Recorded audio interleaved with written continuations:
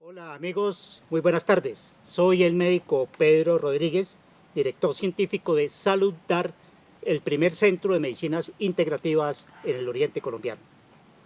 Hoy estamos iniciando nuestro ciclo de conferencias Saludar contigo en la salud y la enfermedad. Y iniciamos con un tema de palpitante actualidad, el estrés.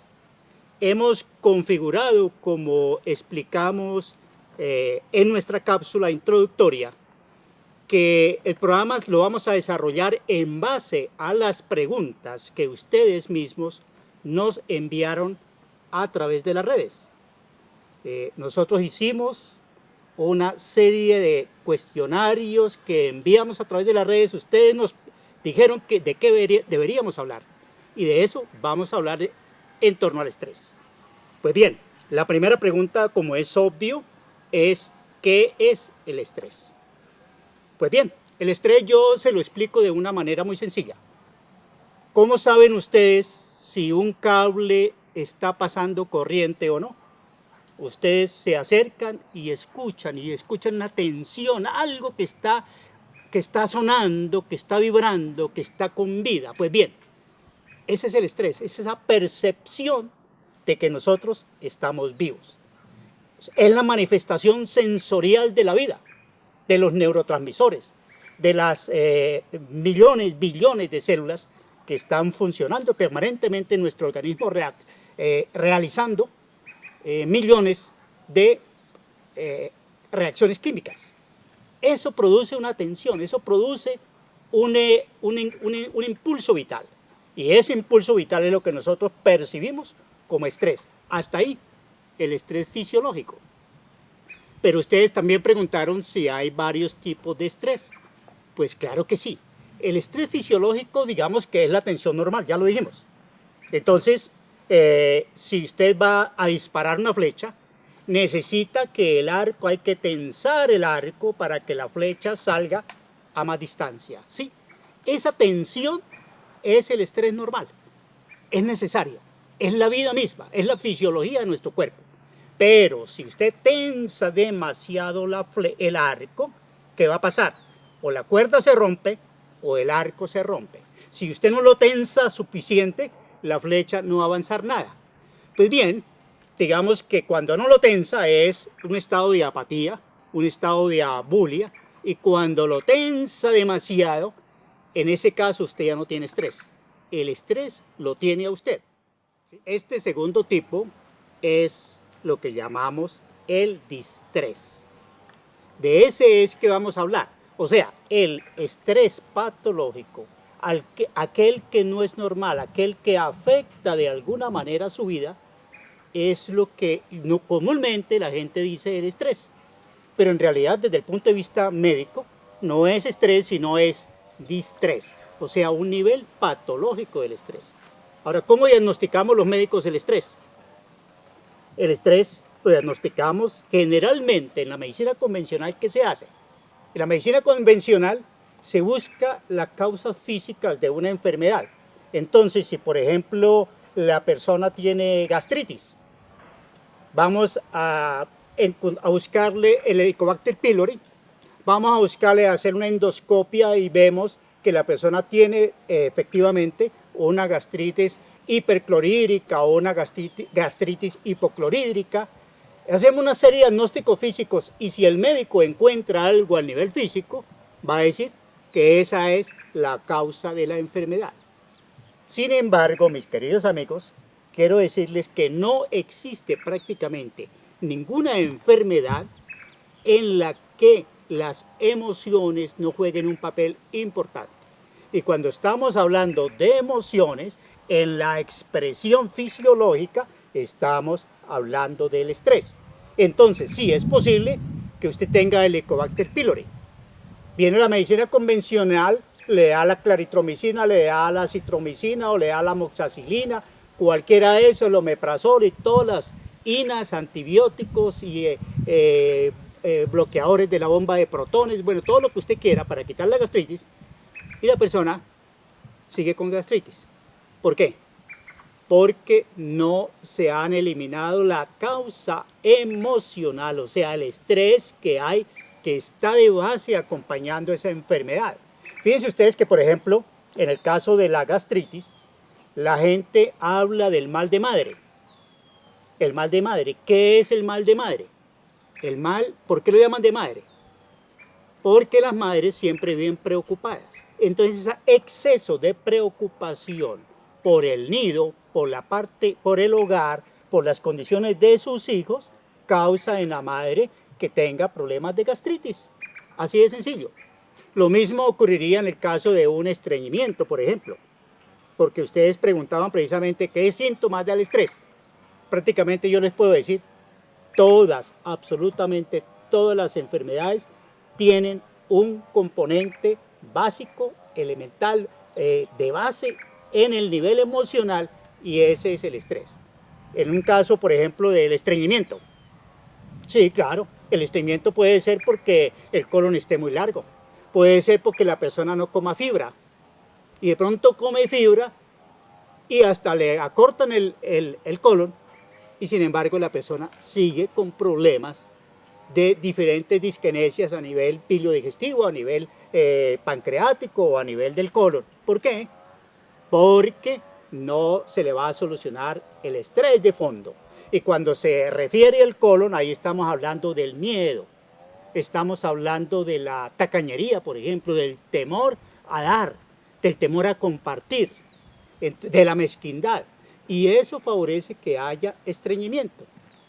¿Y saben por qué? Porque, por ejemplo, en el colon se produce el 95% de la hormona antiestrés, de la hormona de la felicidad, de la serotonina.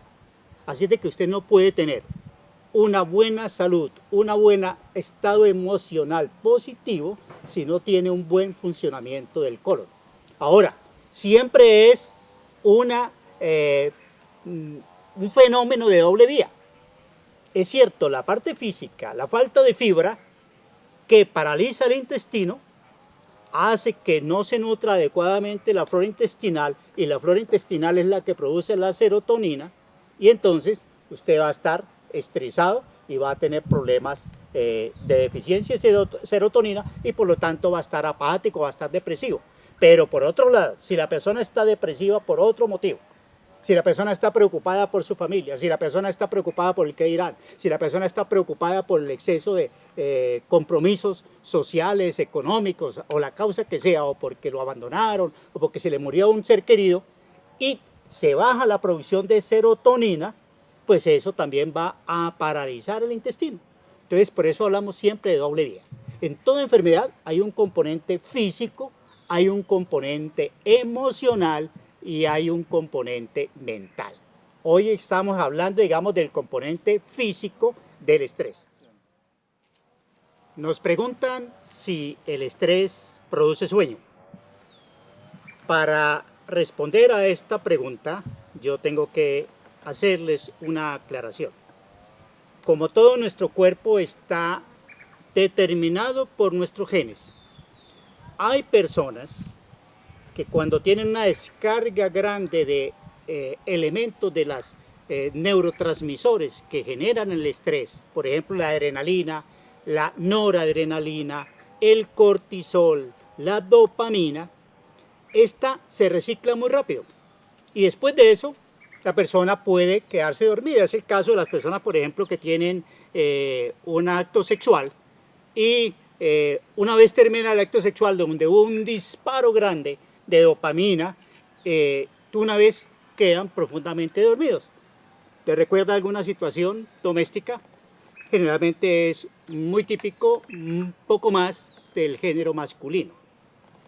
En cambio, hay otro tipo de personas que reaccionan, que tienen el caso de una actividad sexual, un orgasmo, o si tienen un susto o tienen alguna situación en el curso del día y duran demasiado tiempo estresadas, demasiado tiempo palpitando, demasiado tiempo activas.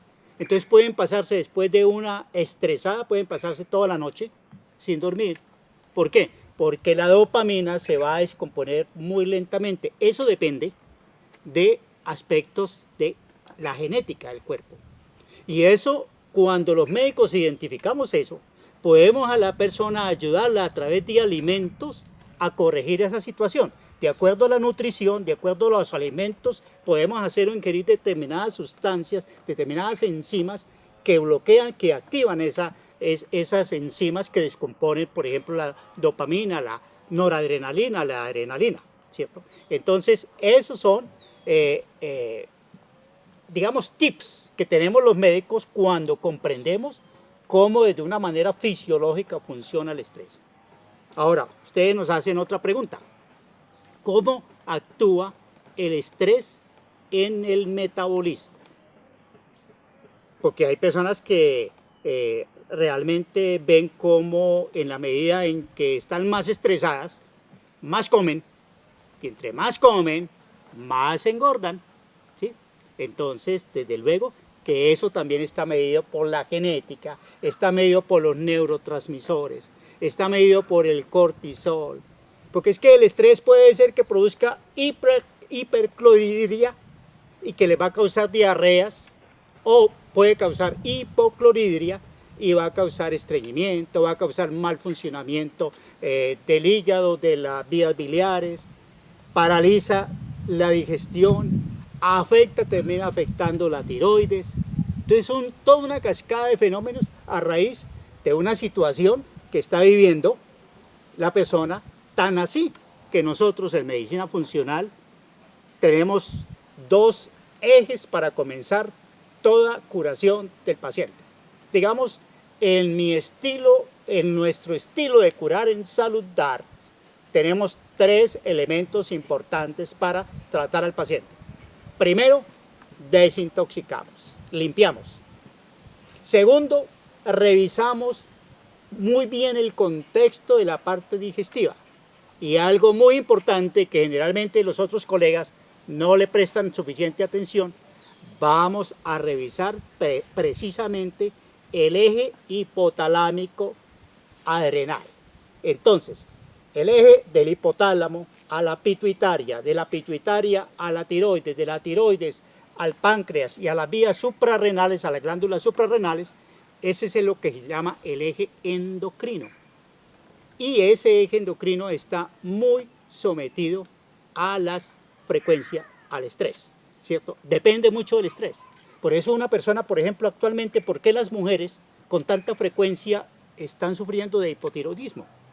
Lo uno, porque debido al exceso de responsabilidades y de preocupaciones, se enferman del estómago, les da hipoclorhidria, o sea, se les baja la producción de jugo gástrico y eso afecta a la tiroides.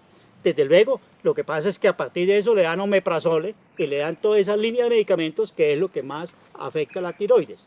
Y de paso la persona por su metabolismo tiene problemas con las grasas, tiene problemas exceso de carbohidratos para buscar la afectividad, para tranquilizar el estrés, entonces esa persona va a tomar, se le sube el colesterol, se le suben los triglicéridos, le dan estatinas y esas estatinas le van a generar un hígado graso, esas estatinas le van a generar un hipotiroidismo.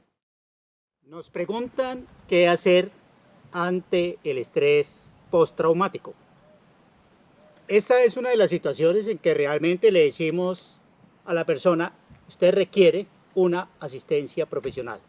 Nosotros en Salud Dar tenemos un departamento de psicoterapia que precisamente hace verdaderas magias a través de la psicomagia, a través de la psiconeuroinmunoendocrinología, a través del sistema del Life System, donde a estas personas se les puede ayudar de una manera muy eficiente, puesto que cualquier trauma, ya sea físico, emocional o mental, precisamente impacta el eje hipotalámico, pituitario, adrenal, y de ahí cualquier cosa puede suceder en el cuerpo. Puede ser daño en el metabolismo, puede ser daños en el corazón, puede ser hipertensión, puede ser daños digestivos, puede ser daños en la sexualidad, todo lo que tú quieras puede venir de un trauma psicológico, físico, emocional y mental, especialmente acaecido en el momento del parto, especialmente sucedido durante el tiempo de gestación o en los primeros 7 años de vida, porque la verdad es que todo lo que nos suceda en la etapa gestacional y en la primera infancia hasta los 7 años va a tener un impacto a través del eje hipotalámico sobre toda la vida. También nos preguntan cómo trata la medicina convencional el estrés. Pues ustedes lo saben muy bien, desgraciadamente la medicina convencional va a la búsqueda de un diagnóstico físico y trata la enfermedad física que está manifestando el estrés, pero no trata el estrés mismo. Y por otro lado, si lo averiguan, entonces le van a dar ansiolíticos, antidepresivos, calmantes, somníferos si la persona no está durmiendo, ¿cierto? O le dan unas vitaminas, unos activadores para ayudarles si la persona le está presentando demasiado sueño. Pero, como siempre decimos nosotros, es lo mismo que si a mí el computador se me daña y yo llevo el monitor al técnico para que lo arregle. No se trata de arreglar el monitor, se trata de arreglar el programa. Y de eso vamos a tratar precisamente en nuestro segundo programa y nuestro tercer programa, cuando hablemos del estrés a nivel emocional y a nivel mental. Bueno, ¿y cómo lo tratamos en Saludar? ¿Qué herramientas tenemos? Pues las que yo les he mencionado durante esta charla, de que primero que todo nosotros, los médicos de Saludar, tenemos una comprensión integrativa del paciente. Y detrás de la enfermedad, yo sé, por ejemplo, en mi condición de reumatólogo, que si la persona presenta una enfermedad de artritis, una poliartritis, detrás de eso hay un estado emocional. Y sí, yo sé tengo todos los conocimientos como especialista para ayudarlo desde la parte física, pero vamos a ver el impacto que han tenido sus emociones en el desarrollo de esa enfermedad. Detrás de la artritis, ¿qué hay?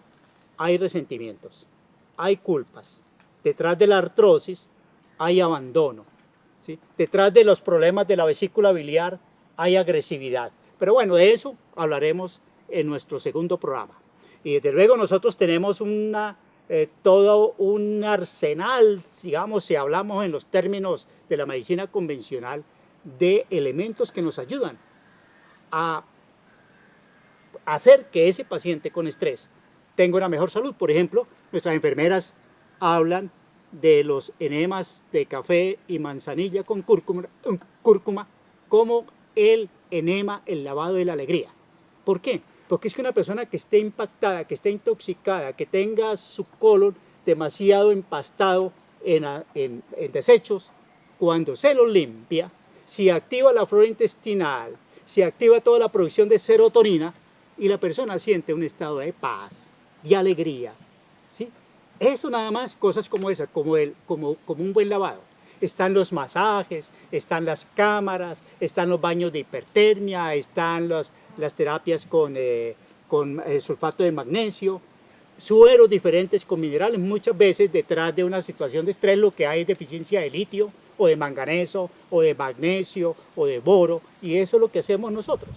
Detrás del estrés, con mucha frecuencia, hay deficiencias de vitamina D. Casi siempre a nuestros pacientes le complementamos con vitamina D, porque la vitamina D es la vitamina antioxidante, es la vitamina de la antidepresión. Entonces la verdad es que nosotros sí tenemos herramientas. ¿Y qué hacer en la casa? ¿Qué pueden hacer en la casa? Una de las cosas que yo les recomiendo para manejar mejor el estrés es consumir menos dulces. Menos dulces. Los carbohidratos sencillos, simples, el exceso de harinas refinadas, el exceso o no exceso, cualquier presencia de gaseosa, cualquier ingesta de azúcar blanca o moreno o exceso de panela, cualquier dulce puede impactar y aumentar los grados de estrés. Otra recomendación es comer poquito, cenar poquito, desayunar bien, almorzar bien y ojalá comer únicamente una fibra, una avena, alguna fruta o no cenar. Eso se llama el ayuno intermitente. Y desde luego, la más importante de todas, hacer ejercicio. Porque muchas veces la persona que está muy estresada, precisamente las personas que tienen un estado simpático tónico, o sea, demasiado simpatismo, demasiada adrenalina, necesitan todos los días quemar esa adrenalina a través del deporte. porque lo contrario se les va a subir la tensión. Pero bueno, ya en nuestros planos, en los siguientes programas, cuando hablemos del estrés a nivel emocional y mental, les estaremos dando otras recomendaciones que pueden realizar en casa. Bien, queridos amigos, hasta aquí el estrés en relación a la parte física. Los invitamos para que dentro de una semana nos acompañen a estar presentes en torno a nuestro diálogo, a nuestro chat sobre el estrés en relación con las emociones. Ahí deben estar ustedes muy presentes para hacernos sus preguntas y nosotros en persona estaremos respondiendo todas sus inquietudes. Muchas gracias, hasta pronto.